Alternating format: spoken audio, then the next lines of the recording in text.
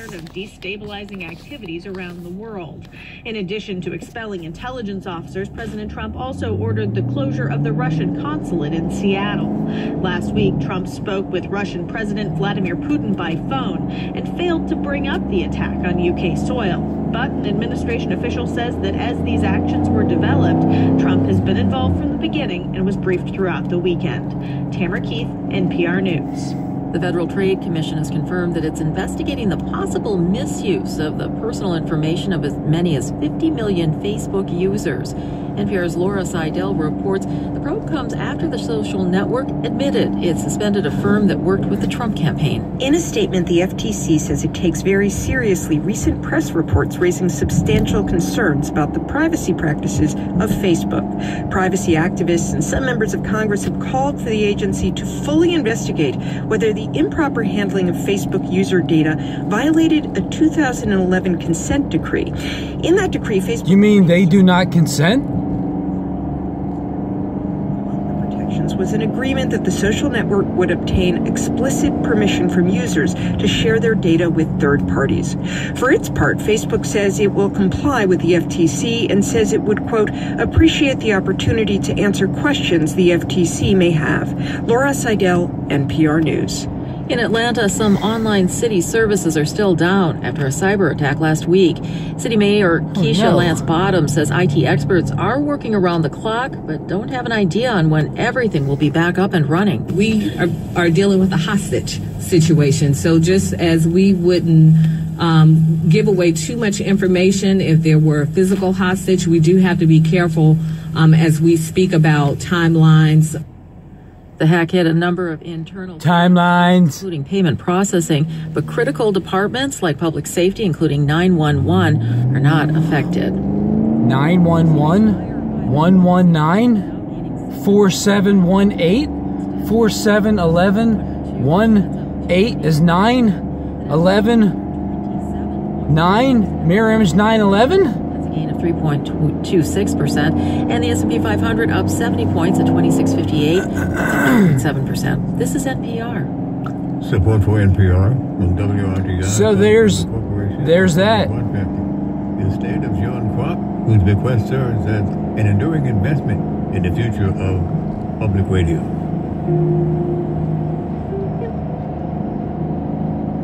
So there's your news, guys. Donald Trump did something or another.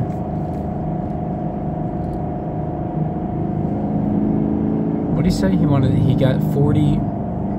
They say in the beginning, I pushed record, and it was after he said he's trying to get, what was it, 40 Russian something or another's out of America that work for, over there, and because of something that they did, it's like just straight reading from the script.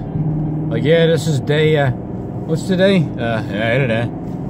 I don't know what day it is when I'm in my car, but when I'm at my computer, I always know exactly what day it is in time. I don't even stutter one bit, but when I'm driving, it's kind of difficult to remember because it's like you got to pay attention to the road, and it's March 26th.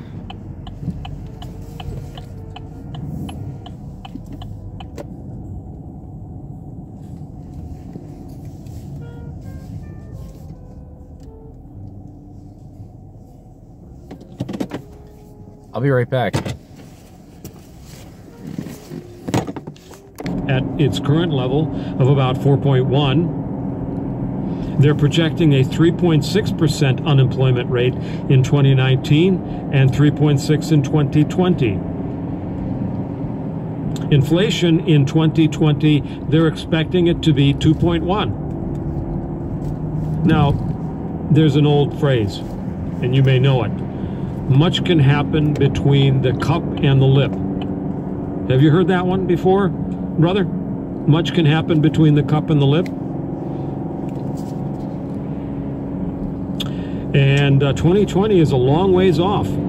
Yeah, and it's not getting here. 1.5 years. So I know they're really enthusiastic, and they're kind of jonesing for higher rates. The FOMC is. I don't see a recession such that you need to lower rates then. I don't see that at all. Now, of course, there might be a recession if something happens in Congress, but... Or like a war all of a sudden. In it all being manufactured in relationship to the economy. Where's the rest of my script? Yet there is the chance that they're going to raise rates 3 more times this year. At this point, I just go, what?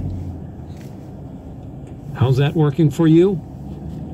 We've got one in March. I think we'll have one in September or something like that, and one in December. Yeah. So that's, January, March, September, and December. We'll see. Mr. Powell quickly tempered any undue concern about changes when he calmly reminded everyone that all forecasts are subject to change, including raising rates, brother. I add. Let me tell you something, brother. Why would you want to raise rates higher than your quote-unquote target rates for... Did he just say target rates? Are these people looking to get a raise? Huh, guys? Brother Toth, because if I go shopping at the Acme, I'm always finding higher costs. In other words, I'm finding, I'm paying more. Fewer items in fewer bags, right? Is that true? Fewer items and fewer bags. I don't know. Who are you talking to? But then again, there's more to it than just the groceries, I think, but maybe I'm wrong. So here on the like, subscribe, or don't. No raise in rates. From my lips to God's ears, and maybe from my lips to Mr. Powell's ears. I'll be right back with more. I have no idea who that guy is. I don't know what he's talking about. I just put on 89.3 FM, and because I don't have satellite radio, because I don't want it. I don't know what the hell he was talking about. But he couldn't have been reading any slower.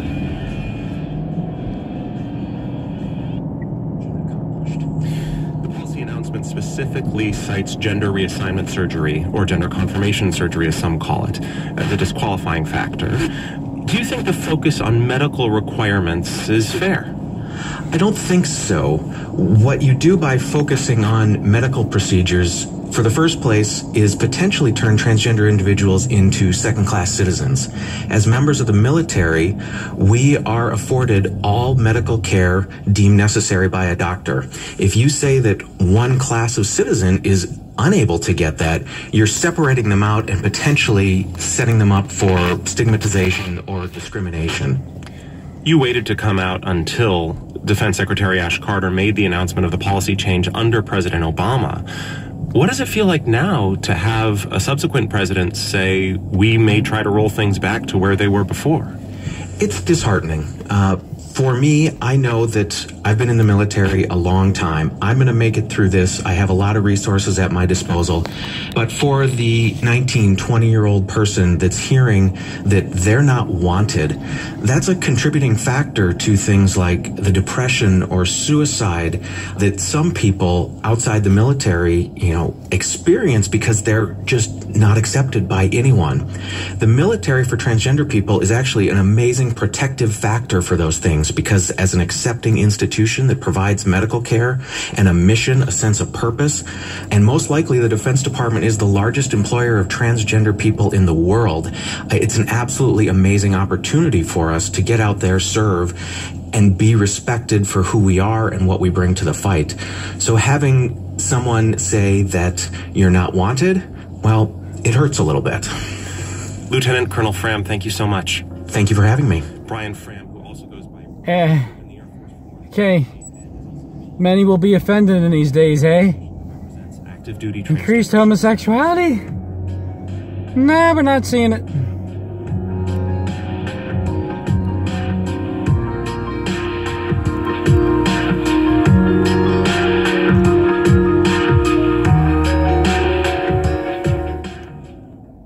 Stay with Man. Is this, I mean, this is why I stopped watching the news. Dude! Alright. You can turn it down a little bit, alright? I think you got it turned, switched all the way up. What do you think? Phew. Support for WNYC comes from TBS presenting Full Frontal with Samantha Bee's The Great American Puerto Rico. Samantha Bee travels to the island to see how it's recovering post-Hurricane Maria and how to help out fellow Americans. Wednesday at 10, 9 Central on TBS. Change can be uncomfortable. Change is necessary. We need to talk. We need to act. We matter. We must unite. What does it take to create change? In Sacramento, a community responding to the killing of Stephon Clark is drawing support from around the country. Say his name, Stephon Clark. Stephon Clark. That's next time on The Takeaway, weekday afternoons at 3 on 93.9 FM. And be sure to join us later this evening. Radio Lab kicks off our Monday evening lineup at 8. Loses contact with your body. That's followed by On Being at 9 o'clock. Tonight, Krista Tippett and her guests explore the spiritual territory.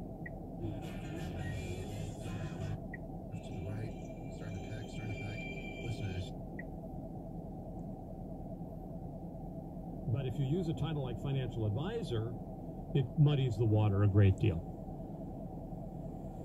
in my opinion.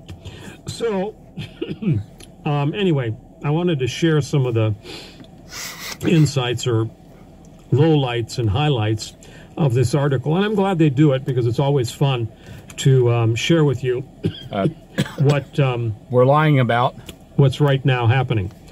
So, like I said, here he says the author, Michael Pollack, has 6 questions in mind. He says, of the fee arrangements you offer, which one best suits my needs?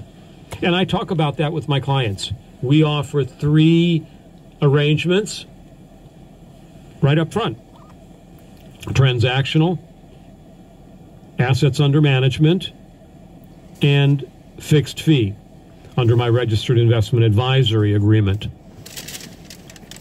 And they're all very different. They can be a little bit overlapping, but they're all very different. The bearing that I take in those 3 approaches is different, as it should be for all registered investment advisors.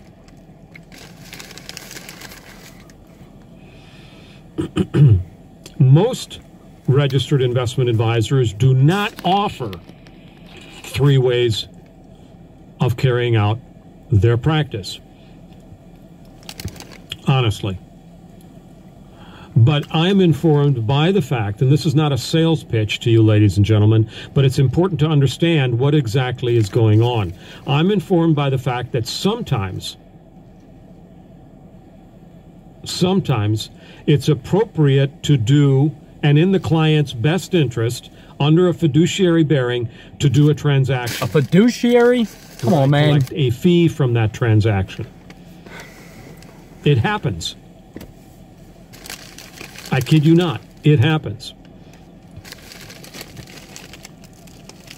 And for what reasons, that is much, much too extensive to take the next, it would take at least the next hour to walk you through that.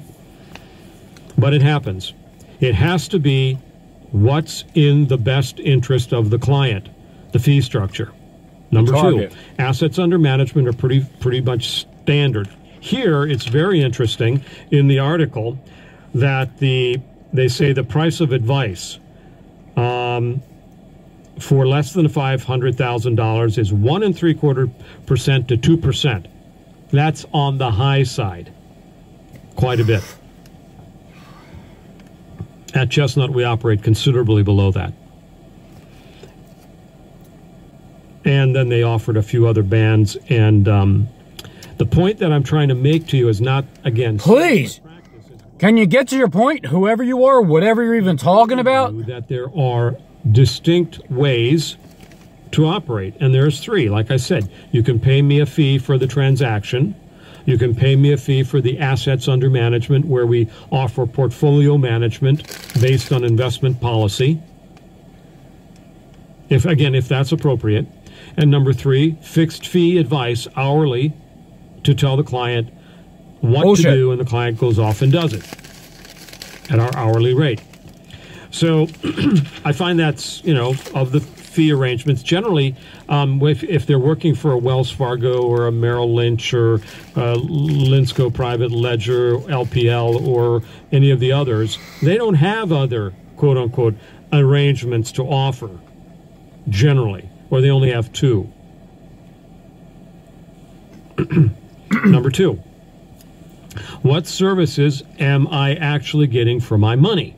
And that's another pretty good question to ask. Because we lie a lot about this question. Advisor, registered investment advisor that you're going to hire. In other words, if I'm going in to get a crown from the dentist, I'm pretty clear on just exactly what that entails. What services? Well, it's the crown, it's the, it's the whole process around that and so forth. And so on and so forth. All right.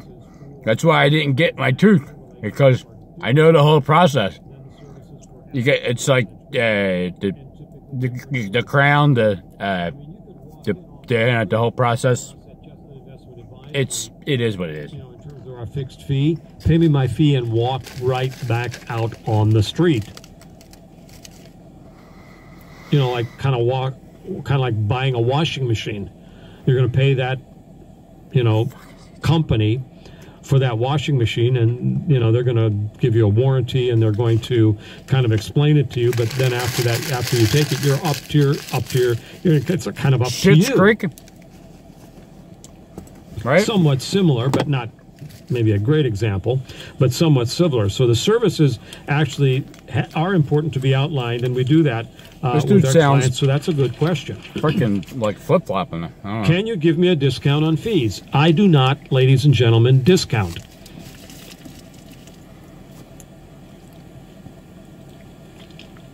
I am not selling you a Persian rug, if you know what I mean. This is not going into the bazaar and saying, I'm going to give you $500 for that Persian rug. This is not this. This is not what we do. Okay? However, quote unquote, I can work for you less. And we have clients who come in who have not limited resources, but are not very smart, interested in. I've got a gentleman who brought $1 million to me. Motivated. That's the truth. We worked with him for about, 4 hours, little over 3 hours at my hourly rate. Like 3.5 days. And that's what he wanted. That's what he got. The check cleared, and I was happy. He's back. He is a client. He's coming in on June 6th. I'm not only the president, but I'm also a client. But I can work. I can work less. But I'll be honest with you, and I'll tell you straight up. I won't do enough work. I will not work less and give you junk. I will not measure once and cut once. Why not? Because sometimes you're wrong in your measurements. You shouldn't be. In this case, there wasn't a very once and you situation. Cut once, right? Hold on. So, whoever came up with measure twice and cut once? Does that mean you doubt yourself when you're measuring the breadth of, like the compass of the heaven and everything? Yeah, you measure once. Persian rug situation. Do I really need all of your services in the first place? Well, that's a great question. People got a lot of great questions, don't they? What services do you need would be my question. Back to you. Once we establish that. He didn't answer the question, did he? And if I can provide them, I will provide them. I won't give you anything more than what you need. If you need a winter coat, I'm not going to give you a winter coat, a summer coat, and a spring jacket. I'll give you a mug and a T-shirt and a hoodie. You're going to walk out with a winter coat. But I won't give you a winter coat in the summer either, if you know what I mean. So it's got to be something that you understand when you walk in and sit down across from me, or when you walk in and sit down across from a registered investment advisor, what it is that you need. Or in that conversation, you uncover with him or her or them what you want, what you need, and then you pay accordingly.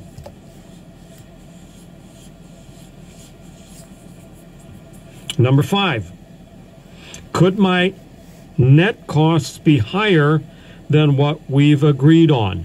Nope. Nope. Nope. Nope. Nope. Nope. Nope. End of story. However, I'm going to say this one time to understand. And then 2 times, there is 3 no times, free 4 lunch. times, 5 times. So if you're going to, quote unquote, buy an ETF or a mutual fund, even if it's an institutional share class, there is going to be an embedded cost. That's calculated in our fees. That's pretty clear. It's again, the ceiling's up there, the floor's down here, and there's the door. It's pretty clear like that. Beyond that, it depends on what level you want to be playing, how you want to be pampered. I remember the old saying, if you walk into the Porsche dealership and you ask them how much that Porsche's worth, what you're buying, how much does that Porsche cost, you do not belong in there. There's some truth to that. Not absolutely, but there's some truth to that. So you do need to know what's called the all-in cost. And if you're a do-it-yourself type of guy, gal, husband, wife, family, hey, you may not even need a registered investment advisor. But I will say this, and this will be blunt, so sit down and, tighten your belt. Shouldn't you loosen your belt when you sit down? You might have a fool for a client. That's very much like my trying to do my own carpentry at home. I may or may not cut that board just 100% correctly. I will. And I may regret having cut it wrong the first time. Here on the Financial Show of Record. I'll be right back. Well, there you go. There you have it. It's about finances. Why does it sound like he's all about something else? I'll tell you. What's one of your favorite memories? 2018. Please go to hischannel.com. And by Indeed, used by over 3 million.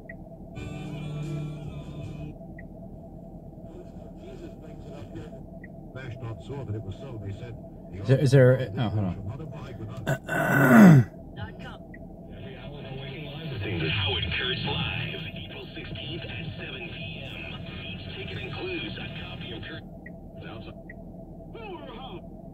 Coming in, several suspicious packages were sent to military installations today near the nation's capital. The FBI says they've collected these packages for further investigation. We will keep watching this story and have more for you as soon as it breaks, if it does. But now to the adult film star who claims she had an affair with the president. In the wake of her 60 Minutes interview, the legal documents are flying, and now even the lawyers have lawyers. Stormy Daniels says this happened more than 10 years ago when Donald Trump was not president. The documents include a cease and desist no crap. We all know 10 years ago he wasn't president. Is this Captain Obvious? This reporter Paula Reed takes us through it.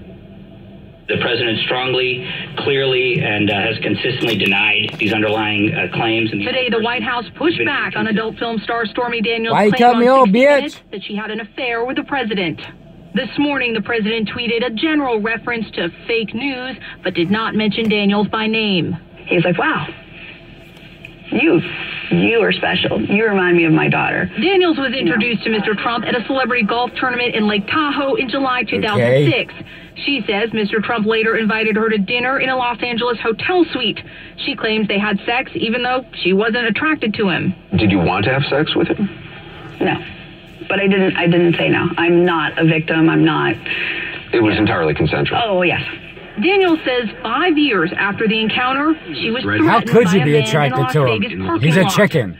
I was in a parking lot going to a fitness class with my infant daughter, and a guy walked up on me and said to me, leave Trump alone, forget the story. And then he leaned around and looked at my daughter and said, it's a beautiful little girl. It'd be a shame if something happened to her mom. And then he was gone. You took it as a direct threat. Absolutely. Daniels says her subsequent fear convinced her to accept a $130,000 payout for her silence from President Trump's attorney Michael Cohen just 11 days before the 2016 presidential election. Last night, a lawyer for Cohen sent Daniels a cease and desist order denying his client sent a thug to threaten Daniels. Cohen also claims Daniel faces millions in damages for breaching their non-disclosure agreement. But Daniel's lawyer, Michael Avenatti, says the agreement isn't valid, in part because it was never signed by Mr. Trump. Today, he filed new court papers accusing Cohen of defaming Daniels. This is a man who has a history of thuggish behavior, using intimidation tactics, and trying to step on little people. The timing of Daniels' hush sound familiar, guys? Huh? CBS News legal analyst Ricky Kleeman. Why would they do this agreement at that time? The obvious answer is to affect the election results. That could trigger a civil or criminal prosecution by the Federal Election Commission. But Cohen's lawyer, David Schwartz, says his client did nothing wrong. Mr. Cohen paid the $130,000, but the reason is to protect business, protect reputation, and to protect family. And you cannot speculate that it was to elect somebody president of the United States. Paula Reed joins us from the White House tonight. Paula, what do we know about the First Lady's reaction to the interview? Well, so far, the First Lady has not responded to the interview, but shortly after it aired, her spokeswoman tweeted a reminder that the Trump son is still a minor and should be left out of news stories. How many times are you going to drive by? The First Lady is expected to spend the week at Mar-a-Lago for her son's spring break. 4 times. All right, Paula Reed at the White House. Paula, thanks. It is believed to be the largest U.S. expulsion of Russian diplomats ever. The U.S. ordered 60 out of the country today, retaliation for Moscow's poisoning of an ex-Russian spy in Britain. Much of the West followed the U.S. lead. In all, at least 121 countries, I should say, have now thrown out more than 135 Russians. Here's Chip Reed. 48 intelligence officers based at the Russian embassy in Washington have been ordered by the Trump administration to leave the U.S. within 1 week, along with another 12 Russians based at the United Nations in New York. It's part of a coordinated action with more than 20 U.S. allies to send more than 130 Russians home. The purpose is to punish Russia for its alleged use of a chemical agent in a near-fatal attack on an ex-Russian spy and his daughter in the United Kingdom. White House Deputy Press Secretary Raj Shah. The poisoning in the UK that has kind of led to today's announcement was a very brazen action. This is not the type of conduct that the United States or allies can accept. The administration also said the Russian consulate in Seattle will be closed within a week due to its proximity to one of our submarine bases and Boeing, the nation's second largest defense contractor. Both sites are believed to be prime potential targets for Russian spies. Targets! A senior White House official said the move will help curtail Russia's increasingly aggressive intelligence activities. They hide behind the veneer of diplomatic immunity while actively engaging in intelligence operations. Russia says U.S. spies do exactly the same thing in their country. The president's move follows a controversial phone call last week in which he congratulated Russian President Putin for his re-election victory, rejecting advice from his advisors not to offer congratulations. The Russian embassy today asked users of Twitter to help them decide how to retaliate against the United States. In a tweet, the embassy asked, what U.S. consulate general would you close in Russia if it was up to you to decide? They gave 3 choices, and so far, the U.S. consulate in St. Petersburg is in the lead. Jeff? Interesting approach. All right, Chip Reed outside the U.S. Embassy in D.C. tonight. A mystery train pulled into Beijing today, and immediately the city was buzzing with word the train came from North Korea and might be carrying Kim Jong-un.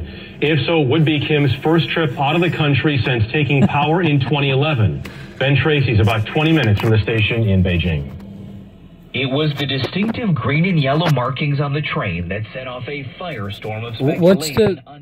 What's the circling for? The train was from North Korea. Is this new? Japanese media caught a glimpse of the 21-car train that signified a VIP was on board. In Beijing, it appeared as if an honor guard welcomed the mystery visitor. Chinese media reported a heavy police presence at this Beijing guest house, where foreign leaders often stay. That roads were closed and streets cordoned off only fueled the idea that Kim Jong-un had slipped into Beijing, and tourists were cleared off Tiananmen Square, which normally only occurs when important meetings are happening. This comes as delicate negotiations are underway for possible talks between North and South Korea and the United States over the North's nuclear program. The last summit between the Koreas was 2011, when Kim Jong-un's father took an identical... When Satan was cast down to the earth and Judgment Day began. China is North Korea's only ally, accounting for 90% of its trade. Kim Jong-un and President Xi Jinping have never met. U.S. State Department officials tell us that it appears that a high-ranking North Korean delegation is here in Beijing, but that's all they know. And the mystery may continue because when Kim Jong-un's father came here to Beijing, it was never acknowledged he was actually here until he was safely back in North Korea. Jeff? And Tracy, thank you. Shoppers were left to fend for themselves when fire broke out yesterday at a packed mall in eastern Russia. Emergency exits were blocked. Are they going to blame it on an American? And staff nowhere to be seen. 64 people were killed. Most of the victims were children. 200 animals at a petting zoo were also killed. There is no word on a cause tonight. In Sacramento, a grandmother choked back tears today as she asked why the police didn't use a taser instead of shooting her unarmed grandson to death 8 nights ago. 22-year-old Stefan Clark is suspected of breaking that's 7 windows. times so far. Officers chased him into his grandmother's backyard and fired 20 rounds, later saying they thought he had a gun. Maybe she just needs to practice driving. But, there's nobody in the passenger seat, so she would have to have a license, right? I wonder if that's just like a sport, driving in a park in a circle. It's new. It's new. I'll give you that. All right, it's new. Remember, guys, Russia, North Korea, South Korea, United States, China. Okay? They're all involved. Even a year ago, man. It's the same year and a half ago. Those letters. That's why I typed them up. That's why I have them printed out. So I can read them again and see. Am I still on the right track? I mean, North Korea, Kim Jong-un, South Korea, North Korea, they're going to talks and peace treaty, and then when they say peace and safety, sudden freaking destruction, all right? And we're going to be laughing at it because of Job 5:22, you know, on May 22nd, Job 5:22.